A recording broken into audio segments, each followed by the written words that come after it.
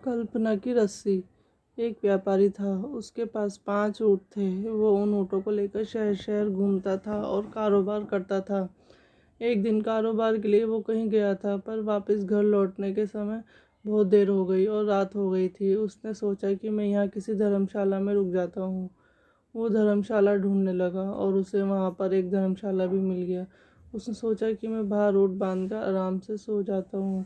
वो धर्मशाला के बाहर अपने ऊँट बांधने लगा। 4 ऊँटों को उसने बांध लिया, लेकिन जब वो 5वां ऊँट बांधने गया तब उसने देखा कि रस्सी अब ख़त्म हो गई है।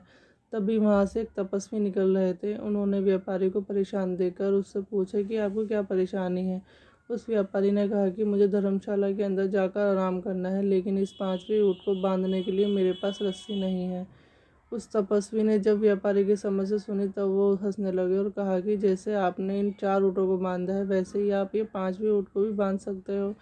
दो तपस्वी की बात सुनकर व्यापारी हैरानी के साथ बोला, लेकिन रस्सी ही तो ख़त्म हो गई है।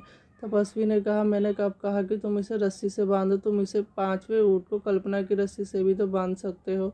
व्यापारी ने उस तपस्वी की बात मान ली और उस 5वें ऊँट के गले में काल्पनिक रस्सी का फंदा डालने जैसा नाटक किया और उसका दूसरा सिरा पेड़ से बांध दिया। जैसे ही व्यापारी ने नाटक किया कि वो 5वां ऊँट आराम से बैठ गया, व्यापारी अब धर्मशाला के अंदर चला गया और उसने पूरी रात आराम से नींद ली।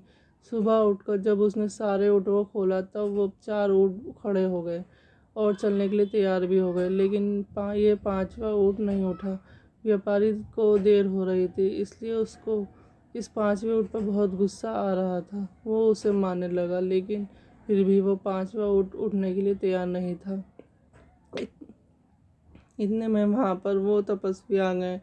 ऊँट को ऐसा मारते हुए देखकर तपस्वी ने कहा कि तुम इस बेचारे जानवर को क्यों मार रहे हो? व्यापारी ने कहा कि मुझे बहुत देर हो रही है और ये 5वां ऊँट उठने के लिए नहीं रहा है। तपस्वी ने व्यापारी से कहा कि अरे भाई, कल तुमने इस ऊँट को बांधा था, आज तुम्हें इसे खोलना होगा।